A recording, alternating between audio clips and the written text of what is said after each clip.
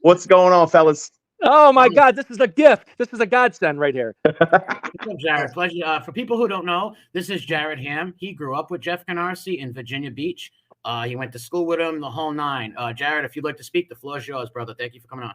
What's going on, guys? I got the message, and just heard y'all were on here tonight and doing another Canarsie show tonight, and just joined in and seeing how y'all are doing and what's new. Jarret, just give us a quick little background, if you could, again, kind of like when you met him years ago, and what kind of the age range of when you first kind of knew him and his family, and yes, all that. I can give a quick summary for all the listeners out there. Myself and Jeff go back to middle school in 1990 in Virginia Beach, and we knew each other through middle school and high school, and even after school. Up to about the year, 2000, we graduated in 96, and we still knew each other after school and into the 2000s until Jeff moved to Pennsylvania in about 2006 or 7. So, I knew him 10 years after school. He was still living in the region in Southeast Virginia. He actually moved to Yorktown in 2001 with his dad, and God, I could talk for hours about what's going on, but I say this. There's no time limit. You keep talking. Was he abused like he said he was? No, I don't. He was adopted as a very young baby by his mom and dad in Virginia Beach, and he had 4 brothers and sisters, all older, and no, him and his dad were tight. He claims that he went to school with the bruises on his body and face. His mother was very abusive, and abused the kid and all that stuff.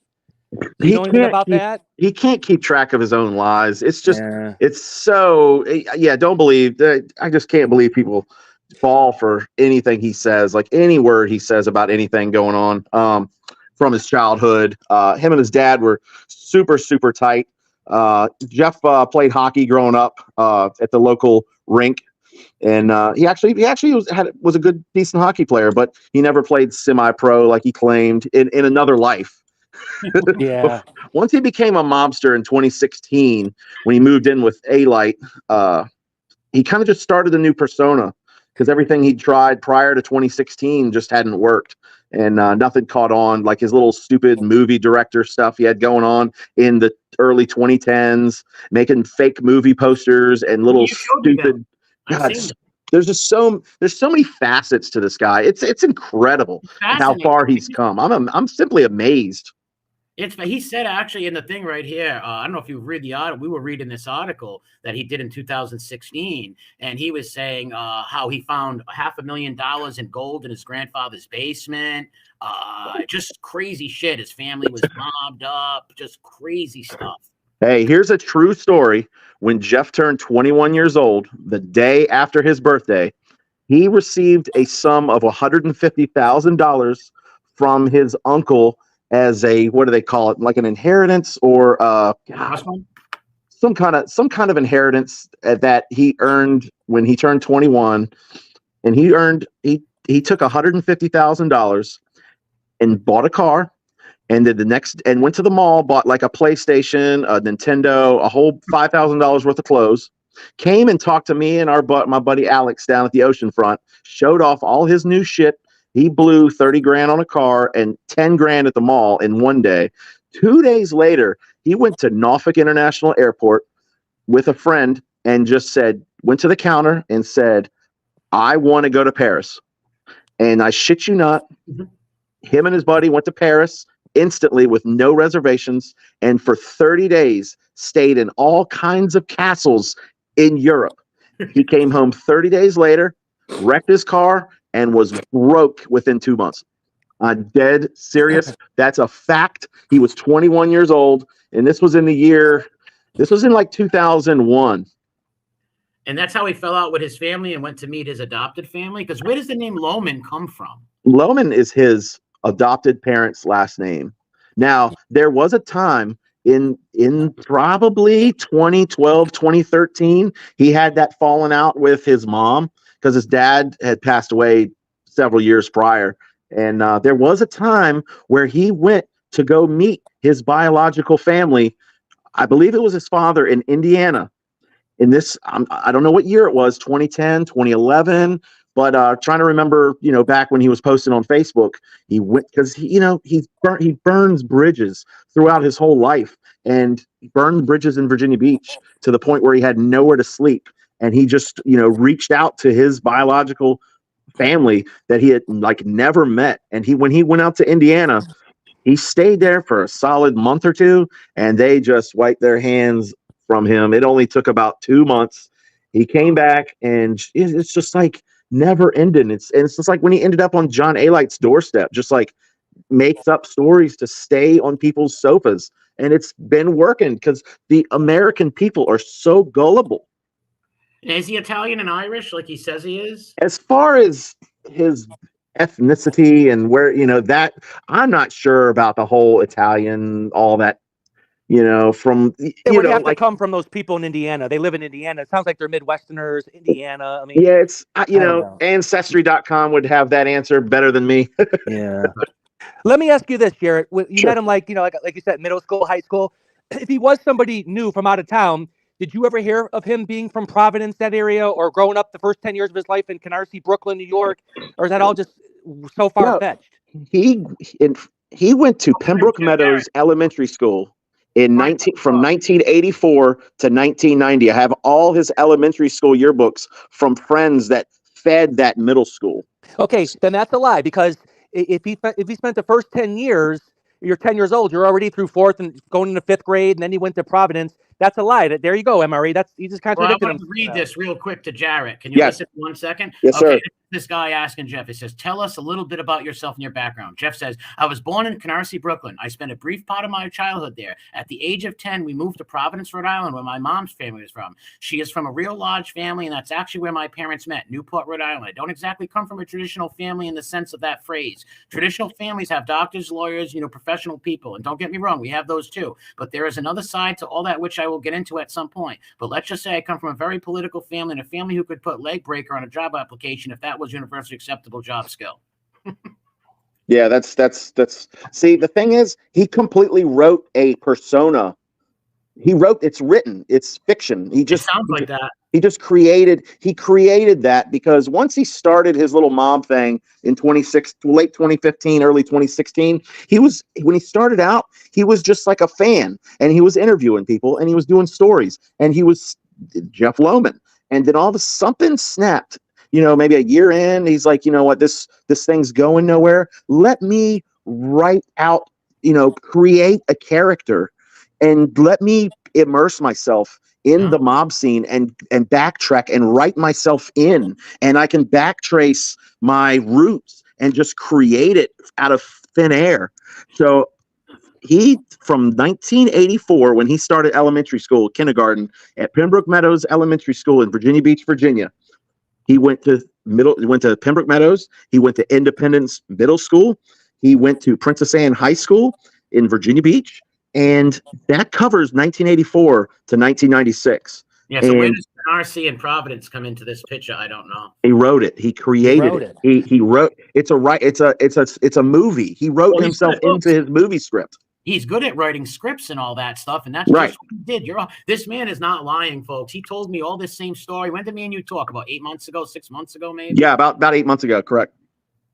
Yeah, I remember hearing Jarret say that Jeff was kind of into the Rat Pack and stuff in high school. And then all of a sudden he was doing something, and then he chose the mob genre. And next thing you know, he had that show, Mob Talk Radio, and you couldn't believe what he was doing with it, right? Right. Yeah. This is his most successful endeavor yet. But I liked it personally better when he was just himself and just his regular name. And he was he could have been more successful, but he wasn't finding legs and being successful with it. So he had to immerse himself and then just pick a place on a map and put himself there. And that's where he's saying he's from the get-go. And it's just a movie script. That's all it is. And he's fooling so many fans on his page, but also I think a lot of these subscribers to his YouTube channel are either bought or bots or just created on several of his laptops. Yeah, who knows? I have a question for you, Jarret. We were just talking about this before. You did an interview some years ago, 5 years ago, whatever it was. he had it taken down. Who was the guy who interviewed you for that show when you were talking about a lot of stuff, and Jeff found a way to get it to come down off of YouTube? MRE was asking about that. It might have been one of the first times I talked to Fosco. No, before Fosco, you did a thing on somebody's show. I got it. It's a guy in Florida. Gosh, now his name's the guy is friends with Alite. Yeah, that was the first time you did that full interview, and he didn't like that, Lohman. Yeah, he's a flooring contractor. Now his name's freaking escaping me because I'm on the spot.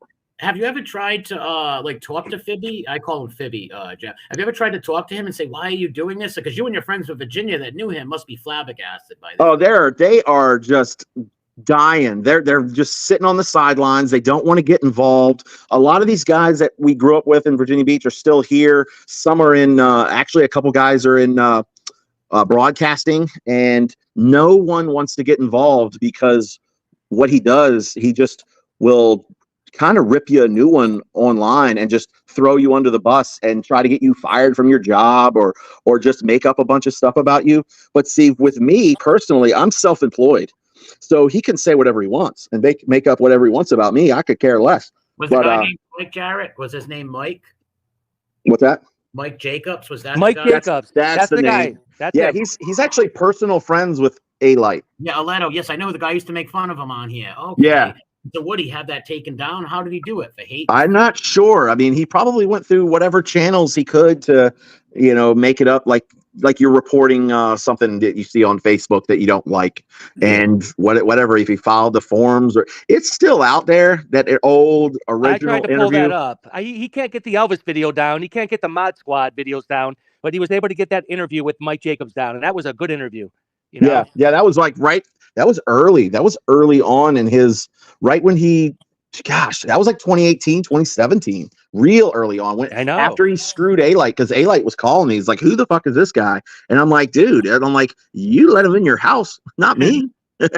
Yeah. Like, you let him live with you now. Yeah, it's amazing that somebody, and he also said that he was related to Raymond Petrarca Sr. He didn't say this on stream, but he used it to get in with people like Angel Gotti. She's a nice lady, a good friend of mine. Yeah. When he was attacking her with John Alite, after the attack and he fell out with Alite, I guess he hit her up and he told her that he was Raymond's grandson, which softened her up because Raymond and her father were friends. Yeah. Softened her up. And when he did an interview with her at her house, he's like, yeah, I dressed up as John Gotti for Halloween and my grandfather loved it. And my grandfather, she said, yeah, because the woman believed it at that time, so that the guy is just morphs into, and the people he talks about and stuff are a lot of people that are around my area, people that but I know their grandkids and nephews and stuff. He's a real sick person. And you when you said he writes scripts, and Joe said it too. He writes scripts and he became that. But he didn't think all this shit was going to come back and bite him in the ass. You guys have been battling him for years, you, Jane, and Batters. Right. But it hasn't been somebody from the city that he claims to be from and knows the people that he's lying about. Yeah, see, you're from you're the Providence guy, and I'm the Virginia Beach guy, and we're mixed up in this mess. Well, you guys got both areas covered, so we do. That's it. You know everything about his life there. How do you feel when he says he briefly knew you? People say, "Oh yeah, that Jarret Hamm, I knew him briefly. I know him like from social media only." Well, he wants to distance himself from the truth. So he has. I'm telling you, he has clever ways of doing that, and dismissing my claims from growing up with him in school. I played roller hockey in his court in front of his house. I broke my tooth in front of his house playing roller hockey. I went into his house to put ice on my face. I mean, can I ask you something? Did his little sister, God rest her soul, have cancer? I honestly do not know.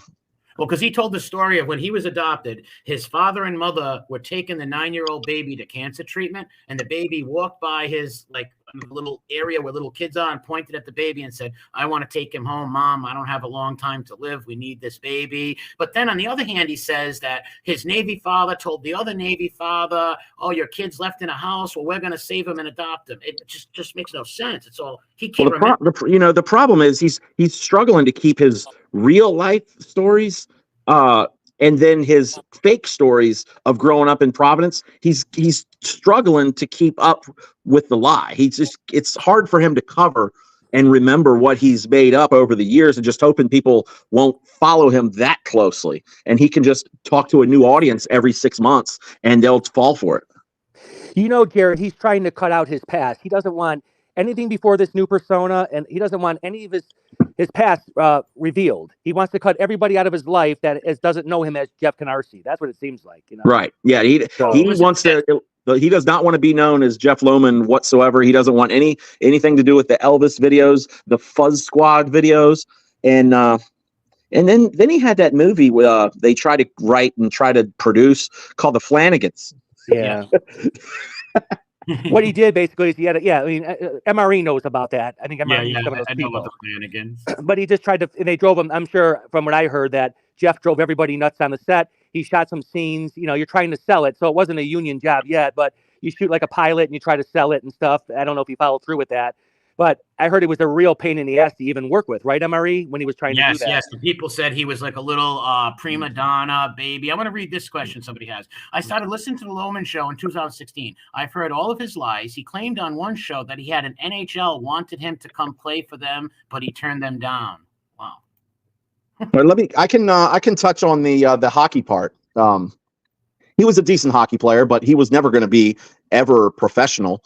But he became a writer in his mind for the Pittsburgh Penguins and claimed he was that he worked for the team, and he started this called Pens Vlog, and he was trying to get wheels. That was another show he started back in 2014, 2013. And he even said he was an NHL accredited writer.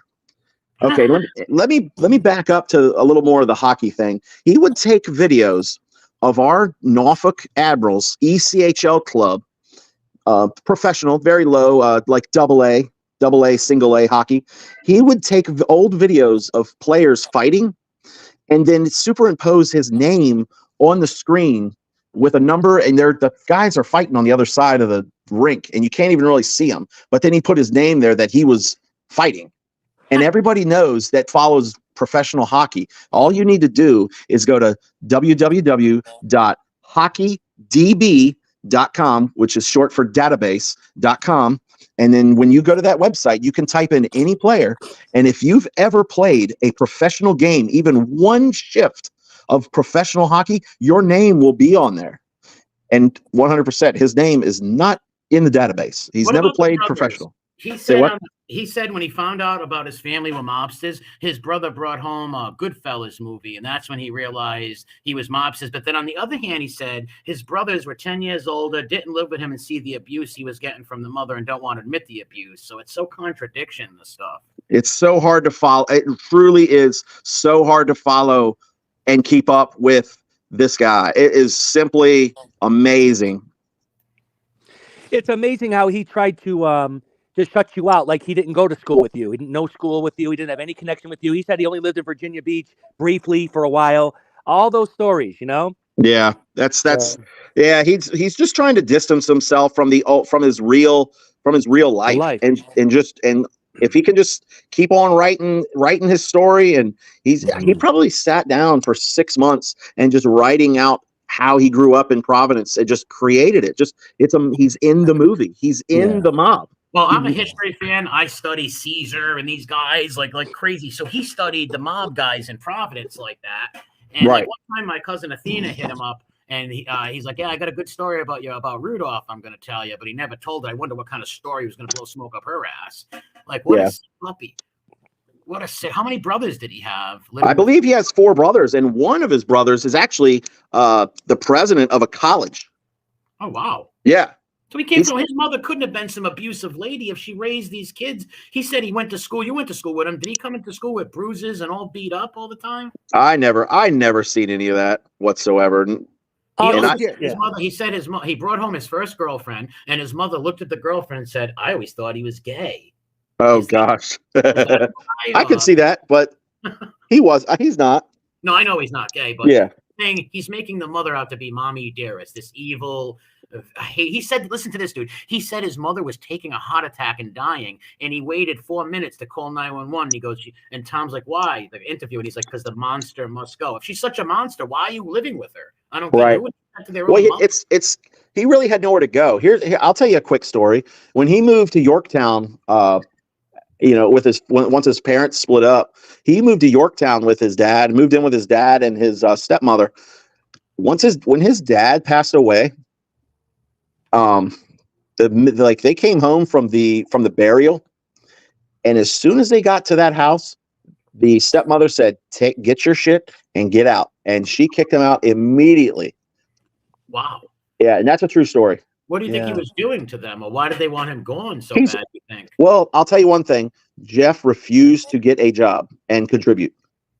Really? Did he really break in houses down there? Because he said he broke in houses up in Federal Hill, which is a lie. Did he get in all that trouble in Virginia Beach? He did break into a home in Virginia Beach back in the 90s. Just like a little small burglary. Yeah, That was after high school, right? After high school? I believe so, yes. Yeah, Okay. he tried to say that was in Federal Hill and stuff. See, he's taking some real life childhood memories, and then he's rewriting it into a scene from a different location altogether.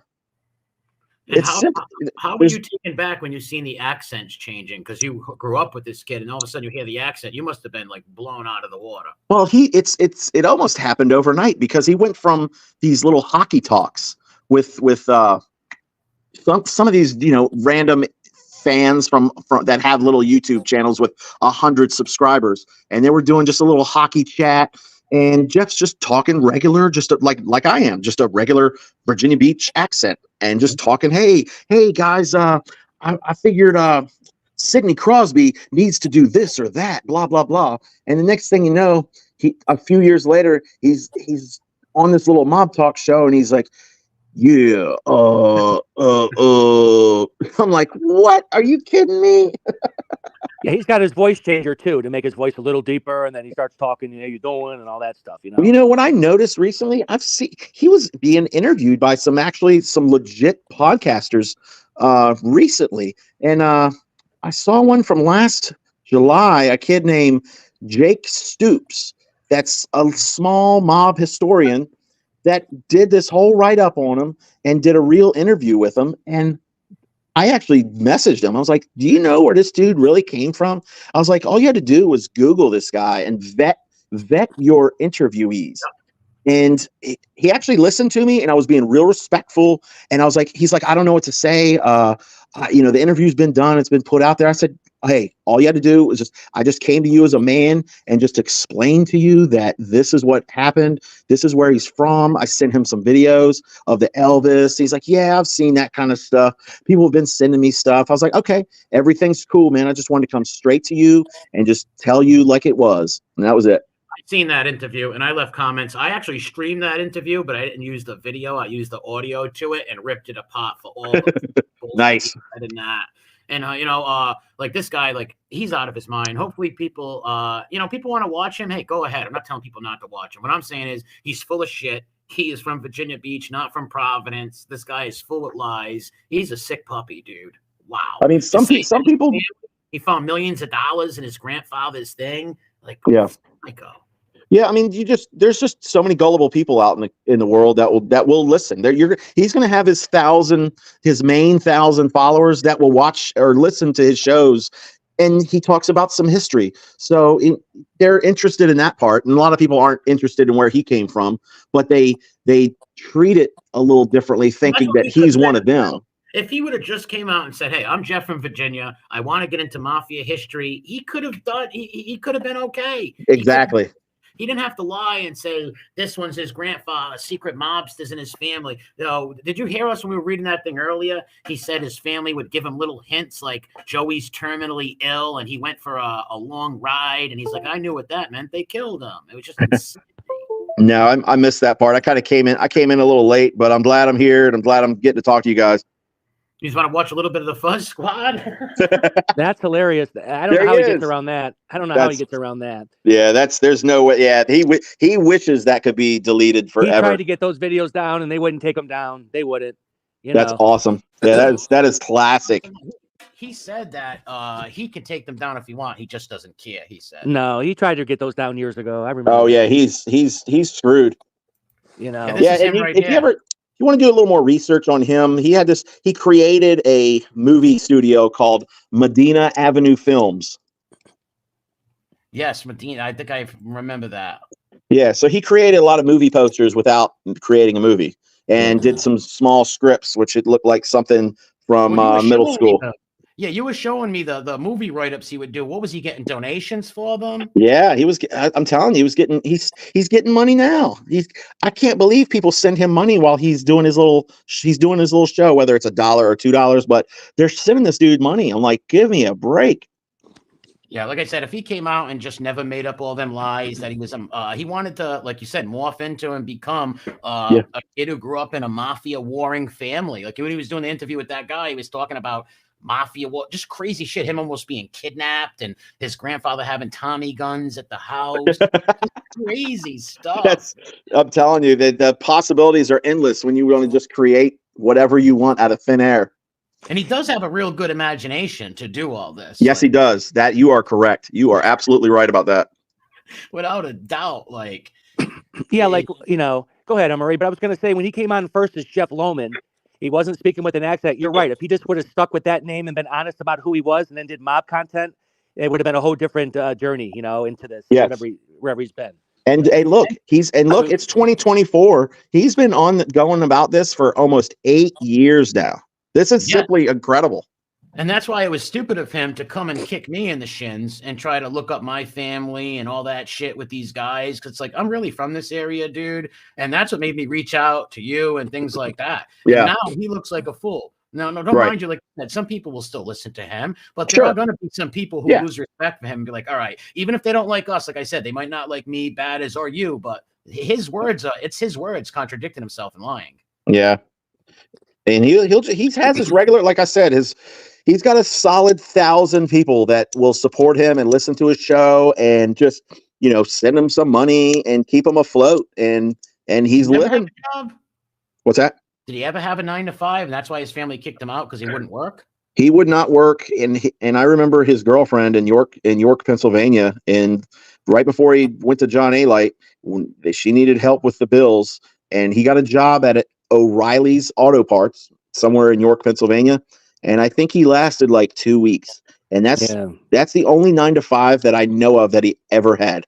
Yeah. And then he went homeless, correct? Yes. Because I have one interview, a few years ago, I said my buddy had interviews and he lost it, but he found his old computer and he sent me a bunch of them. And one, he sounds like you can hear him outside. It's not as usual, behind the little mic and stuff. And that's when he went and lived with John Alite. Right. He was with him. I believe it was a few months or a few weeks. I don't know. I think he lived with Alite about 2 months. I mean, he can pretty much last on a couch on someone's sofa in their basement for about 2 months until he wears out their welcome. Yeah. Well, I don't know if you heard this one. John Alite, after he lived with him for a little bit, Alite sent him on like some stupid, corny mafia mission as a bodyguard to protect some girl who was getting bullied in New Jersey. And he went and lived there for like another 2 weeks, and she booted him. I don't know what the reason was, but she booted him also.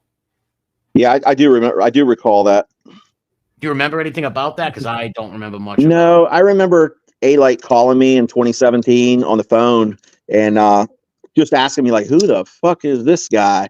And he touched base on it, like he was trying to, like, I don't know if he was trying to touch this girl or he was trying to do something with her, get fresh with her, and I don't know if that's his niece, maybe, but yeah, I don't remember what the deal is. At her and she said no or whatever. Like forcing. He may have forced himself on this girl.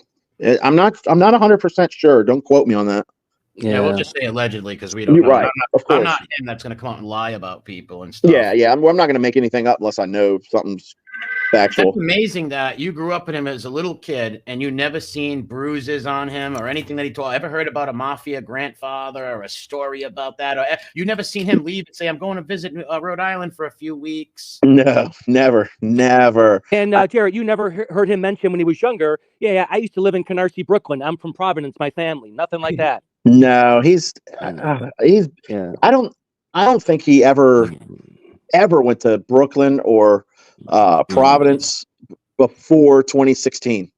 From 1978 to 2016, I will bet everything I own he never went there. You see, Marie? Yeah. He claimed that he lived in Brooklyn, Canarsie until he was 10 years old. That's when he moved to Providence. Yeah, see, I have all his yearbooks from when he was in elementary school, when he was 8, 9, 10 years old. To you, because I remember you showing me some pictures. Do you have any close by you, or are they stored away? Like a yearbook? Yeah, like a yearbook or something. Yeah, I mean, I can go get one and that'd try to put it on the screen for you. Yeah, cool. Thank you very kindly. No problem. I'm gonna find it right now. You know, because when they meet new kids, you know, when you're in school, you say, I'm from such and such. Where are you from? You know, and he never said any of that stuff to him. It's all made up. Yeah, all fantasies, man. Yeah, every bit of it. It's all a farce. Yeah, a farce. What a con man. He's just a professional con man. And I wonder how he's going to say about this. What's he going to say about this stream? They're all liars. They're all out to get me. When it's his words contradicting himself. It's not just us saying this. I've showed videos. And I know. Well, just some people just don't. He'll just well, be you know very what it is. dismissive. You know what it is too. Is the guys. He doesn't have the same people. Do you know how many people have bashed him and said he's so full of shit who got to know him and watched him through the years? Like Jarret said, he gets people for 6 months or a year. Then he's got the new people who come in. You know, stuff like that. Oh, there it is. Look, there he is. Yeah. Have a little higher. That don't look like a wise guy kid to me, you know. No, a little higher. Well, you're showing the guys on top. Loman's at the bottom. Yeah. There we go. Here's his face. A little higher. No, the other way. Push it in. No. Closer, you mean, right? Closer to the camera. Yeah, can people see that? That's him right there. Look at him. The bottom right. Go over a little bit. Yeah, right there. Yeah, can people see there's the name. And there's the name right there. Yeah. Fucking nuts. That is 1991. That's He would be like 12 or 13. That's 1991. He was about 13, correct? Yeah. Right now he had a mullet, and he was trying to say at 13 years old he was breaking in houses up Federal Hill where my cousins lived. They were rowdy kids, tough kids. He couldn't have. They would have ate him like a fucking squat. Look at the other one. Look at him. Look at the gangster's kid. You gonna tell me that's not Mo from the Three Stooges? Come on, man. And there's his name. Look at that, Jeffrey Loman. Yeah, really from Providence, Jeff. Hold on. Hold on. There it is. Princess Anne, right? Yeah. Yeah. Princess Anne High School. Wow, how embarrassing. Wow. Wow. Hopefully some of his new viewers see this show here tonight and they'll understand where we're coming from. Right. He's all about. He just basically wrote the story, just created it from thin air. You know, also, Jarret, he did say he broke into that house and you said you heard about something that he did it. But the way he talks, he was facing 20 years at one point and a big felony and maybe a year. Yeah, not 20 years, but he did say I was facing 20 years at one point, you know? Yeah. And then you want to see something on him, and hey, you see that picture you have up on the screen of him doing the that movie, The Fuzz Squad? Yeah, that's the Fuzz Squad movie. All right. Check out my glasses. These are the actual glasses from the Fuzz Squad. Wow. He mailed them to me. Wow. These are those. Cool. These are from the Fuzz Squad. Yeah, look, there's the glasses, folks. There they are. Dude, I have the glasses. These are the glasses from here's the Fuzz Squad right on the camera. Look at them. These are the actual glasses. Wow. Jeff mailed them to me because I said, dude, I got to have those. I sent him $10 and he mailed them to me and an autographed picture of the movie poster. I'm dead serious. Him not knowing you, how is he going to say I didn't know this guy? That's what I'm saying. He doesn't just know you from social media here and there. There's no way. I've known the guy 30 plus years. Yeah. Do you know who this guy grew up in Virginia too? Who we did the Fuzz Squad with? Yeah. That's Tom Squires. Wow. One of his best friends. Are they still friends, or they had a falling out? I'm not sure. He might still talk to him. He's still around. God, that Tom guy must think he's a real Fruit Loop, man, with age. If he really listened to his show week in and week out. You know? Right. Oh, yeah. In case he's in on it, or he just knows Jeff is a nut, saying, hey, this is how he's going to make his money, fooling a bunch of wops. Yeah. Why not? A bunch of greaseball Italians. Why not fool them? Maybe. I know, but Jeff said some really bad things about family members and other stuff. Disgrace of his own family. Disgrace. Yeah. Like, imagine saying that, making your mother out to be this abusive woman. And do you know his real grandfather? Was he like a nice guy? I do not know any of his grandparents. I don't, but I know his mom. His mom still lives in the same home that Jeff grew up in. And is she a sweet, nice lady, or is he like? Yeah, he made her out she's approaching 80. and she's still involved with the community and the church.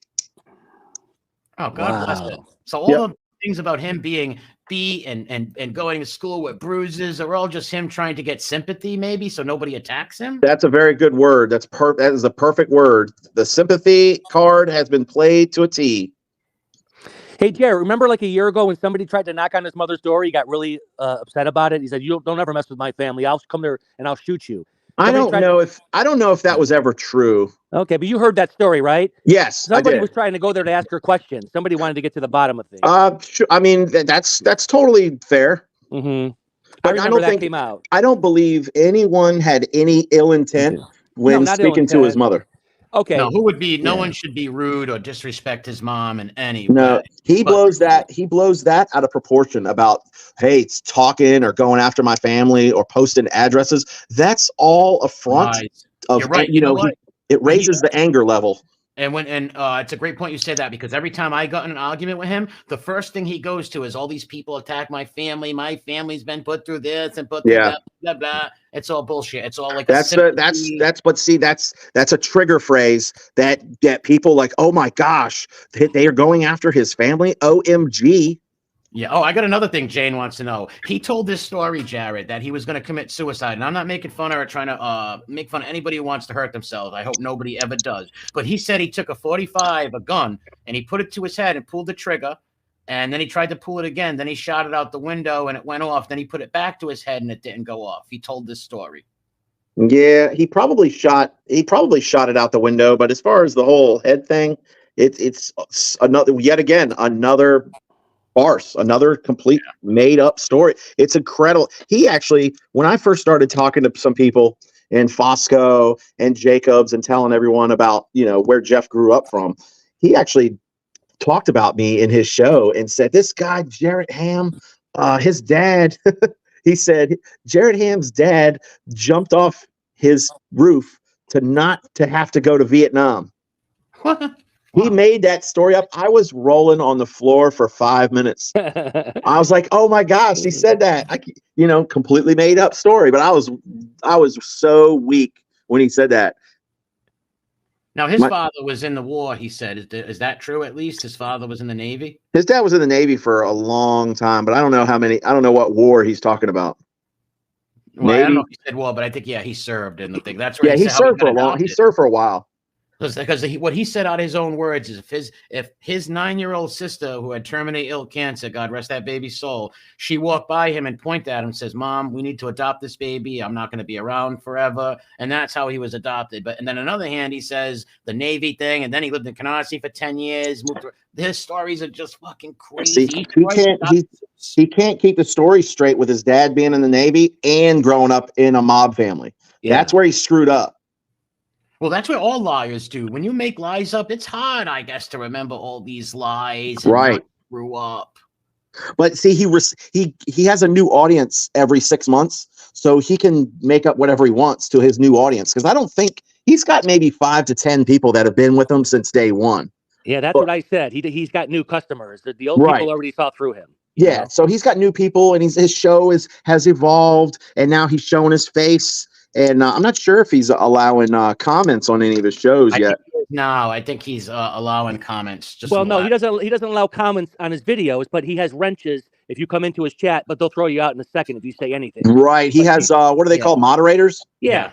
For the live stream chat things. Yeah. You still can't go to his videos and leave a comment right there. Right. Those are all like disabled, like regular his standard shows. Yeah, and that's what Gorky did, this scammer. He would scam people for money, and then when they would come in his chat, he'd block them and ice them out so nobody would know the story. And that's what he does with the Virginia people like Jarret, try to blank them out and write them off as crazies, and he didn't know them that well because he don't want these stories getting out there. Because let me tell you, he must be very scared of Jarret's story if he had that video taken down. He went so hard to take that video down that you did. That was a good hour and a half chat I had.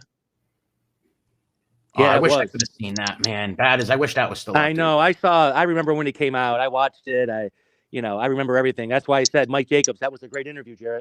Thanks, buddy. Yeah. Hey, MRA, play a little bit of that Mod Squad there, or the Fuzz Squad. I will. There you go. Look at this clown. What's up, man? I really dig the new cats. The village Oh people. my God. The village people. Man, are you kidding me? What? Man, it's a pack of guys. Talk about a pack of guys all over each other underneath the Christmas tree. Say what you will. With them cats, they got a sound that's unique with. Man, unique or unique, man?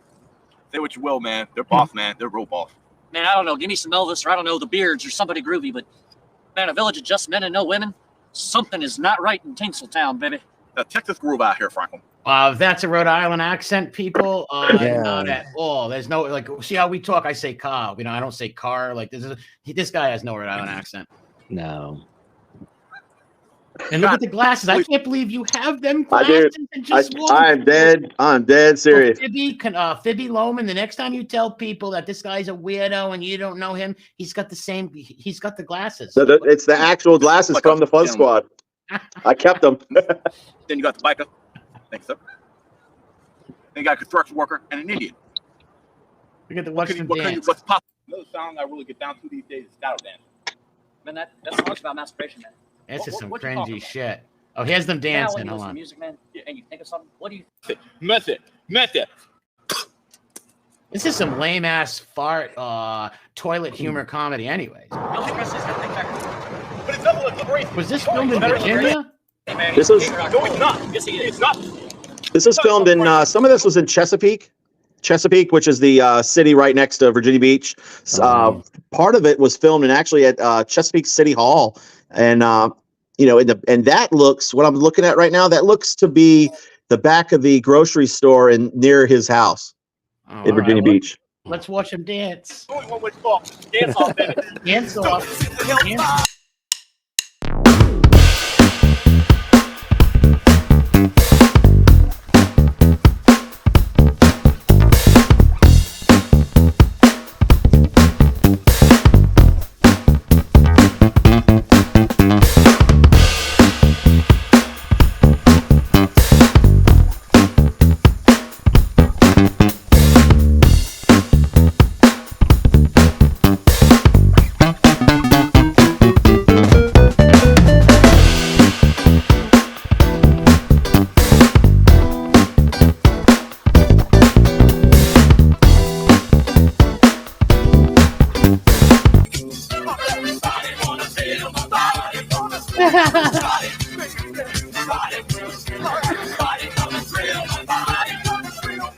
This is actually called the Big Railroad Recruit and Sexified. What? You know, Franklin, I'm really tired of that job-ass Captain Gunch always sending us out on these bogus cases just to get himself out of our heads. Oh my god. Jack What's Mullet it? hockey. I mean, this place has been abandoned for years. Yeah, man. Get this. What's that? Abandoned like a small boy in the ghetto. Oh, Abandoned like a small boy? Does he mean himself right there? Like he was abandoned? Oh my God! Come on. This is beyond cringe. It's just supposed to be like a spoof of like 70s cop stuff, I'm guessing. Yeah. Like, wow, I wish I could find the video where this other guy that he knows is like, he's in a room watching porn, and Jeff's like, hey, what are you doing in there? Like doing the touchy-wutchy and all this weird stuff. They hired a girl to be on that, to be there. Really? They hired a girl to like play a role in the bed and like she pushed him down. It's out there somewhere. I'm not sure. He might have was able to get that taken down. Yeah, he probably had that one taken down. Just amazing. The one where like, and you can hear his accent. When I heard this guy, I was like, this motherfucker was never in Providence. Like he does not sound like a Providence guy. No. And, oh, those are the same glasses too, right there. Or are those different ones? The one with the Elvis. No, those are probably these. These are probably it. Oh no, those are different. Those he's got the sideburns. Those are different glasses. Oh, okay. okay. Those are Elvis sideburns. Yes. Was he a big L? Because and look right back, he's got Rat Pack pitches back here. Yeah, that was another phase of his life. Was the Rat Pack. So the Rat Pack stuff eventually formed and morphed into the Mafia love and all that. Yeah. Well, with a little bit of hockey mixed in. A little bit of hockey, Mario Lemieux mixed in. This has been a totally ride to the mind of Phoebe, and it's amazing. How does he answer to this? Well, everybody's just haters? Like, this is his own words. This is him. This is his life. This was prior to becoming a mobster. And there's no excuse. There's nothing. You got the evidence right here. So I know. his new Anybody can look it up. subscribers, Anyone can Google it. when they see this, they're gonna understand, you know? Yep. So, yeah, and you literally got somebody, Jarret from his hometown that grew up with this guy who knocked his tooth out in front of his yard playing, like this guy played with him as a kid. And you got me from Providence and all my friends in the chat from Providence saying this guy is a liar. yeah, totally. Sick unit. And it's not like he was on LSD or nothing, right? Like No, he was never on any hard drugs. So this was all just from the mind of he is a psychopath, like a crazy person. He's definitely mentally ill, this dude. Oh, for sure. You can't do something like this, morph into other people, steal people's family members, steal their cities, deny your city, deny your family, rewrite yourself. And it takes some time to catch up with you. And you guys have been doing a great job over the years, but I think it's finally going to be catching up to him. And you're going to always have the people that just want to watch, listen to his stories. Don't get me wrong. But a lot of people, because these people that watch mob shit, they want to go tell real stories, not things that were made up, you know, and they're going to lose respect for this guy. Right. Where can you find these videos? I'll drop the channel in the chat. The channel, Modern Films, it's called. Medina. Modena. Medina Avenue Films. Yes, I'm going to drop You can also type in Jeff Lohman, Fuzz Squad. Oh, yeah. Up that way, too. Absolutely. All that stuff. Yeah, Jeff Lohman videos. It'll pop up. If you watch the Elvis video, it'll lead you to those videos. Yeah. And stuff. So yeah, I'm trying to find the one where while his friend was masturbating in another room, he was like, "Are you doing the touchies?" And like he went in there, and you could really hear his accent, and it was not a New York accent, not a friggin' Providence accent. It's just like this guy. All that perverted shit, you know, that he talks about, you know, MRA about other people and stuff. Yep. And look at the shit he's doing. I know the projection is amazing. And accusing Jane Perry and you of sending him porn, kitty porn. If somebody sent you kitty porn, you wouldn't still have it on your computer. You call the FBI. Like, yeah, Jared, what did you think? How'd you feel about that when he said that you and Jane Perry sent kitty porn and bestiality pictures and all that shit? Did you hear about that about a year ago? 9 months ago? I think I did. Yeah, that was some sick stuff. Yeah, I know Jane. I'm very close with her, and I know you from the past. There's no way that even happened. And when he said that he was going to come out and out the person if they didn't admit to it, he never did anything. You know, let it go. So I'm actually on my TV now trying to find his old hockey video. Oh, I got one right here, guys, with A-Light, where he lived with A-Light. Hold on a second. This is a good one right here.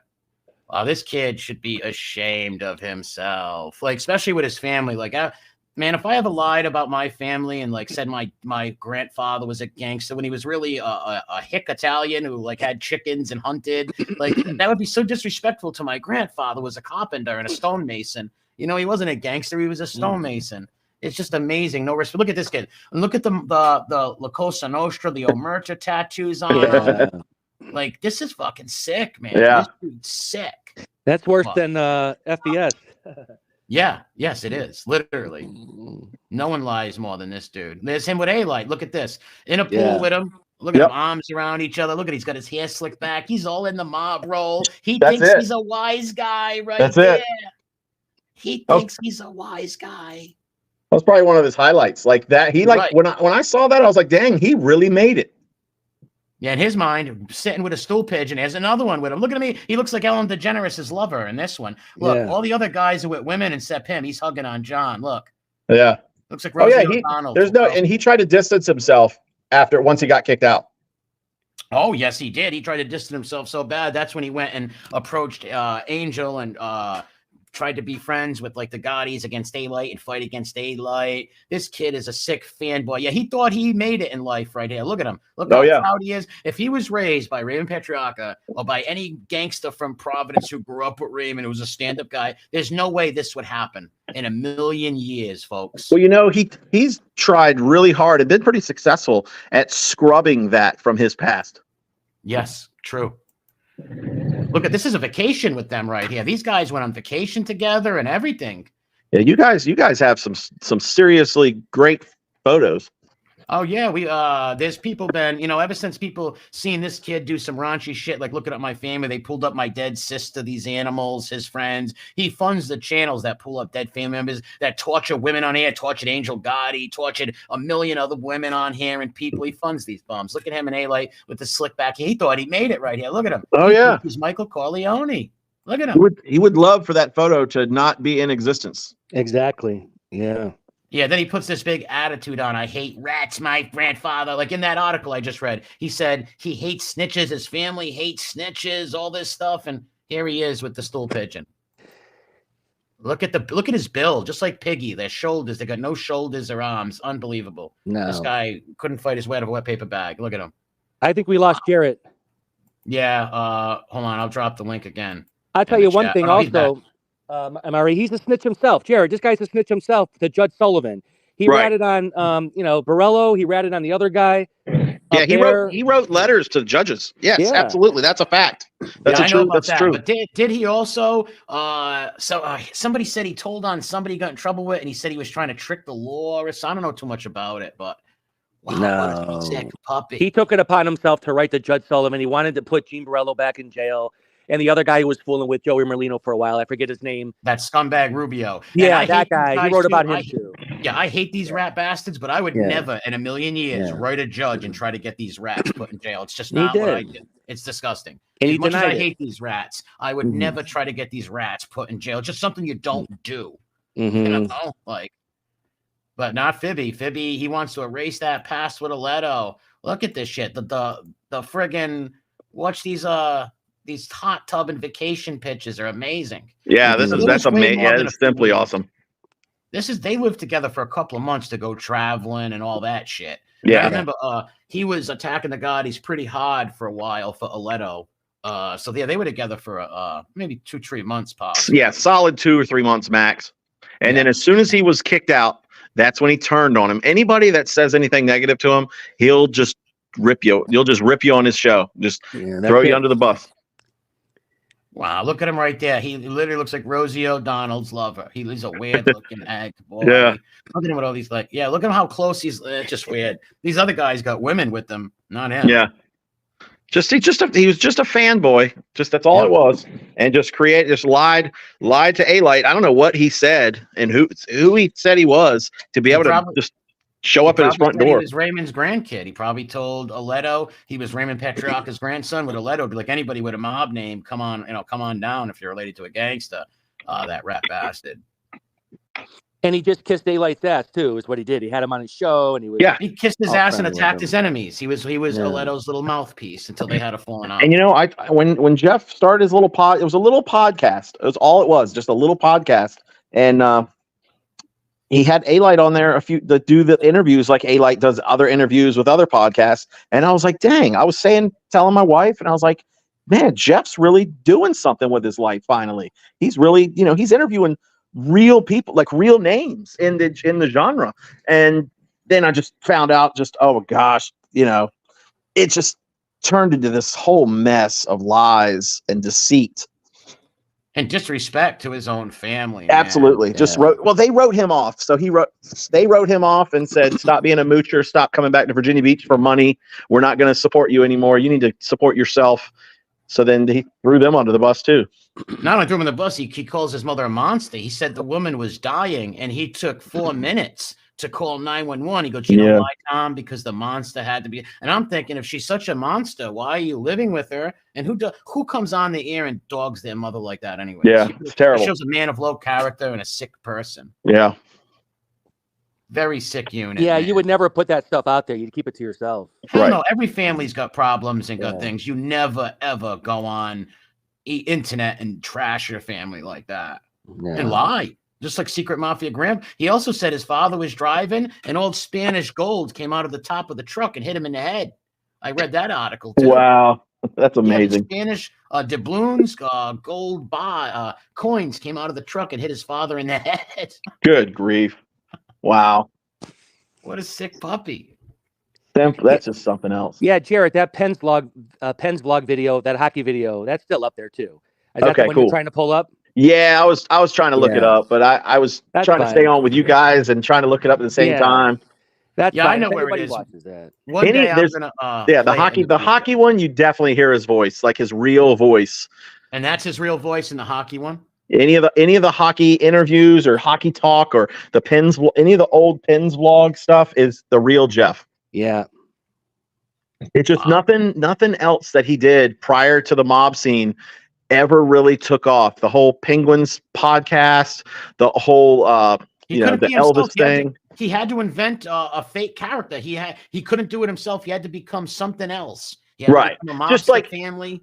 Yeah, just like being like in a cover band, like in a music cover band, but then saying you were really in the band White Snake or one of those 80s, one of the 80s groups. Yeah, I played rhythm guitar for so and so and just made up a whole fake life. So and he's not even. Do you think he's embarrassed over this like right now? I bet you he's watching MRE. He watches everything. He says I don't watch anything. He watches everything. He is 100% listening to us right now. He is. What's up, Jeff? Long time. Give me a call, man. You got my number. Yeah, hi Jeff. Thanks for looking my family up. Were you involved with doing that to my deceased Man, sister? he called me a couple years ago just to ask me, like, why are you doing this? Why are you talking to all these people and telling them where I grew up? And I snapped on him, and I should have just talked normal like I'm talking to y'all, and I just went berserk. And I don't know what came of me, but I just snapped on him and started screaming. And next thing you knew, he took my screaming at him. He was recording our conversation and then put it in one of his shows to make me look like a crazy lunatic. I remember that. Oh, really? I remember that. All right. So what a sneaky. Yeah. Oh, he was recording, and instead of me just talking and just saying, Jeff, quit saying you're from Providence, quit this lie, and just start over with the mob history and just be cool with that. Try to get some interviews, try to make some connections. You probably still could, but he was so entrenched in deep with this persona of growing up in Providence. He's just so far gone, so far down that road that I don't think he can ever come back. But he took my, gosh, it was so bad and so wrong on my part to just I just started screaming. I was like, Jeff, you mother effer, I can't believe you're doing all this and making stuff up about my dad. And I just let him have it. And then I think I just hung up. And then he totally took everything I was screaming out of context and made a show about, don't listen to this guy, Jarret Hamm. He's crazy. So, and he recorded you and did that. What a snake. Yeah, he got me good, man. He got me good. Think if you would have not yelled and talked to him, how do you think that conversation would have went? I should have just been calm and just try to get inside his head. I mean, you don't know which personality you're talking to when you're talking to the real Jeff. You don't have a clue. It could be one of 18 different people. Sybil, like Sally Fields. That's a good name. He created so many fake Facebook accounts. I totally lost track. He would comment himself on his show or wherever and then log out and then log in as another person and then comment something, then log out and log in as another person. And it just got to there's no one in the world like this guy. He is one of a kind. It's incredible. He is. Me and a few of my buddies said, man, I would love to tie this kid up and just question him and get inside his brain. You know what I mean? They should do some research on that. I mean, it'd be a science experiment. Yeah, it's fascinating. I don't want to hurt this guy, and don't get me wrong, but no, of course not. Make him sit down and just pick his brain and see what made you do this, what trauma, or what the fuck? Because that's why some people do. Oh, thank you very kindly, Grambino. Some people do think he was abused because of this trauma shit. I don't believe he was abused personally. No, I don't think so either. Because listen, you went to school with him. He said people in school would call up and say this kid's got marks all over him, just like the crazy shit, man.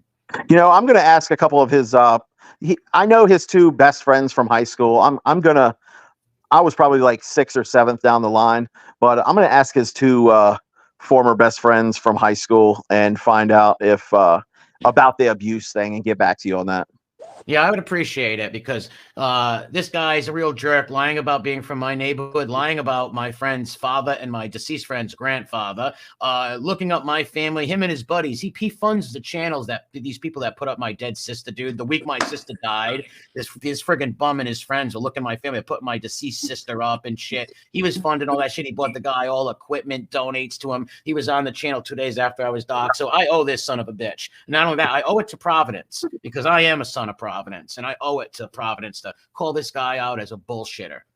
He should have never. I was going to give him a reprieve. A good friend of mine said, "Hey, listen, the guy's got mental issues. Can you leave him alone?" I was like, "You know what? I'll back off him just for you." And then I seen little Kit and Casbo say that Jiffy was involved with Piggy and them. And then I remember him on that channel. The 2 days later, I said, "You know what? Fuck this guy. Fuck this guy."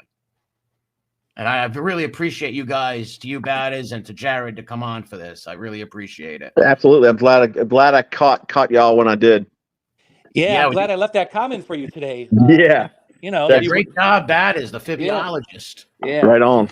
And, Jarret, you should have never have to have worried about him recording you that night when you were yelling. He's a sneak. Oh, I know. Yeah. I hope he calls me tomorrow. Yeah. You think he will? I've got I've had the same phone number for 25 years. If he was smart, he would call and be like, try to make amends and apologize, because that's very damning. Like, nobody can call this man a liar. He has yearbook pictures he just showed everybody. Nobody can call this man a liar. No, absolutely not. But yeah, I hope he calls me tomorrow. And every time he does, it shows up restricted on my phone. Wow. Yeah, because he's never going to let you. He's never going to let you know where he's at or what his number is or anything. No, I wish I knew where he was. I mean, people ask me all the time, and I say somewhere in New York City, somewhere. It's not, man. He doesn't live in the Village around the corner from the Chin's old social club. That's a very expensive area. I doubt he's renting one of them apartments over there. He's living in some basement in some super low income somewhere. Maybe he's turning tricks in Greenwich Village. Who knows? I don't know. But Manhattan is very expensive to live there, especially these days. It's very high. Yeah. The rents, I've heard the rents doubled and tripled in some cases. They did, Yeah. He is literally an enigma. This kid is like, wow, the balls on him, no shame, nothing. Even after, he says this. You know anything about this? He says his family is from the same place that my mother's family is from, Ireland, Derry City. I think he picked it because there was like a lot of IRA fighting and shit. So he says he's got family in Derry City, Ireland. Yeah. You ever hear that or anything? No. I don't know the whole Irish thing. That could have came on later, or he found out from his family in Indiana, his biological, like his DNA maybe tied to Irish. But what did he tell you growing up? Like, we're up on the East Coast, so we always ask people what nationality people are. I know in Virginia it's different because I got family in Hopewell, Virginia. Okay. Did he ever say what nationality he was when he was younger? No, I don't think we never really talked about that because I didn't really know where I was from. We're all from, Europe in some respect, whether we're Italian or from Ireland. He never mentioned Italian stuff or nothing about Not that I can remember, but a couple of his friends probably do, so I could run that by him too. Same with the whole cancer thing. Yeah, that's another thing I was curious about is the little, because that would be a terrible story to make that up about a little 9-year-old. Right. I'm gonna find that out. I'm gonna find that out tomorrow too. I'm gonna make some calls and send out some messages and find out about that, because we need to tie up those loose ends. Yeah, that's a lot. Midwest Monsters, that's a slanderous lie that Johnny the scumbag Alite made up. That's a total lie right there. I know Angel personally. She would never send that's a total lie right there. That's a total lie. Not true at all.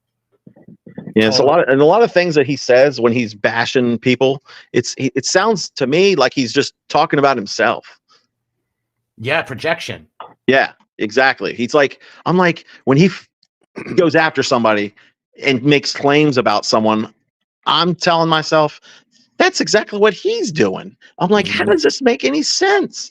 But there's so many gullible people that will believe anything he will say, because he's got a little podcast, he's got a little show with a song and a background and a mic, and now he's got wearing a suit jacket, and he's got got a haircut, and he's trying to look clean cut now. Mm-hmm. But, he tried to do the whole Italian look. You know what I mean? Right. I mean, he did for a long time. He's even cleaned up his mouth a little bit. It's not quite as bad as it was a few years ago.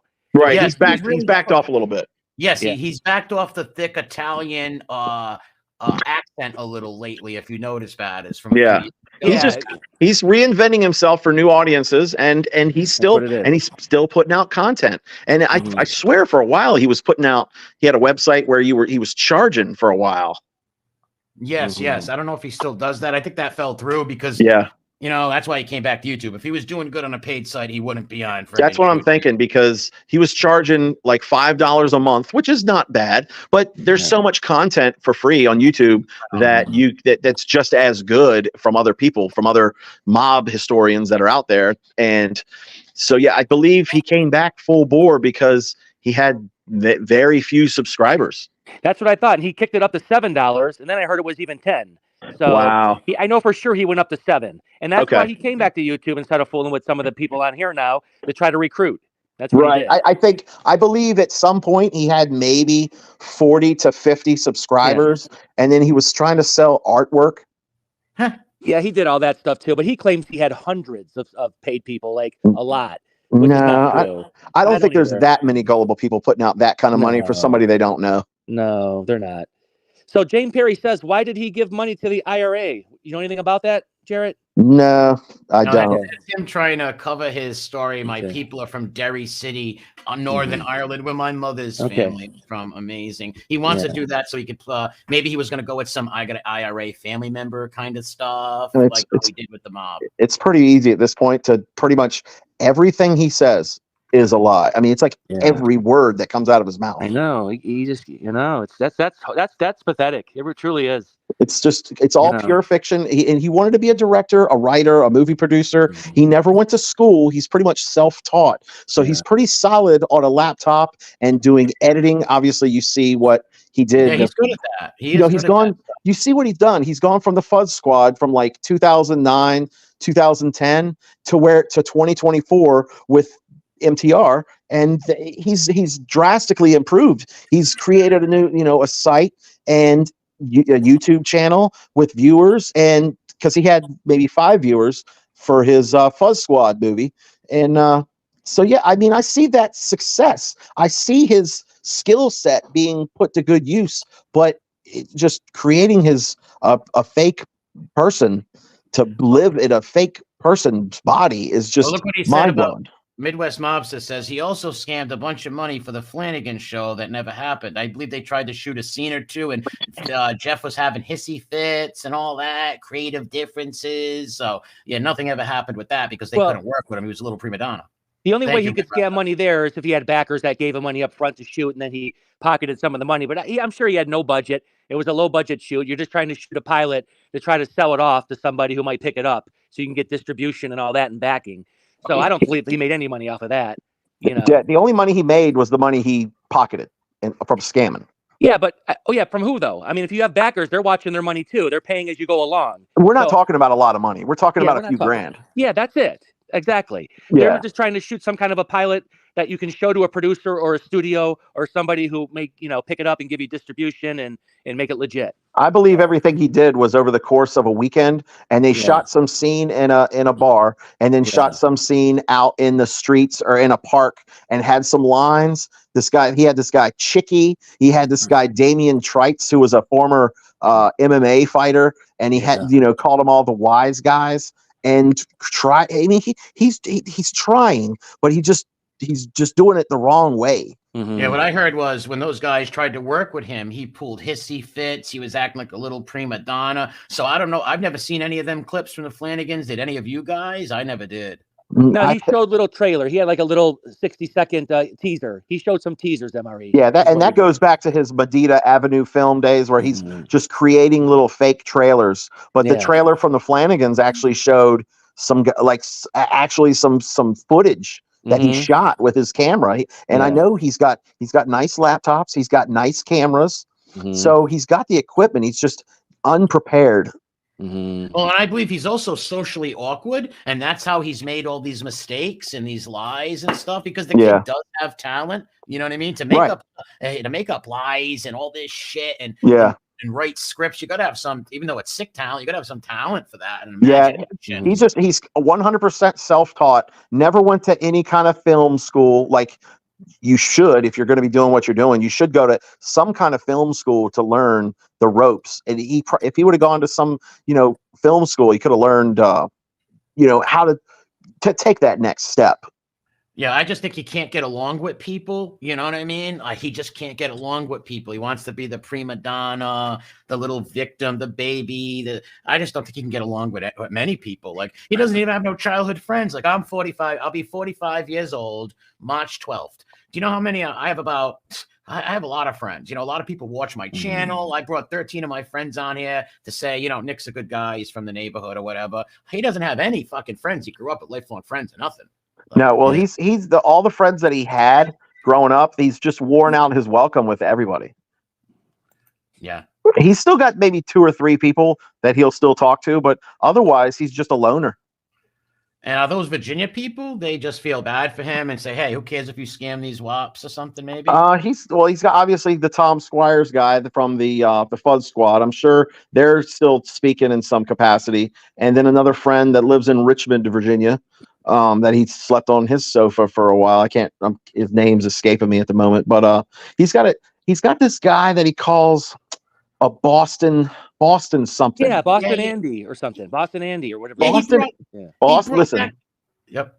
Boston Andy is a guy that went to high school with us and junior high school with us. What a liar. Oh my God. He said he was from Boston because they knew each other all those years up in that area. Dead. What a liar. I'm dead serious. His real name is Andrew Kawecki. Oh, do you know God. Jarret, do you know he brought that guy on, the Boston guy, to prove he was from Providence? It's like, how do you bring a guy from Boston on to prove you're from Providence? And that guy's really from Virginia too. Wow. I remember Andrew growing up in middle school and high school. He just wore, Boston Bruins hats, Boston Bruins T-shirts all the time. He's just a big fan, super fan. And he's also got another guy that actually messaged me, another guy named Chris Gorky.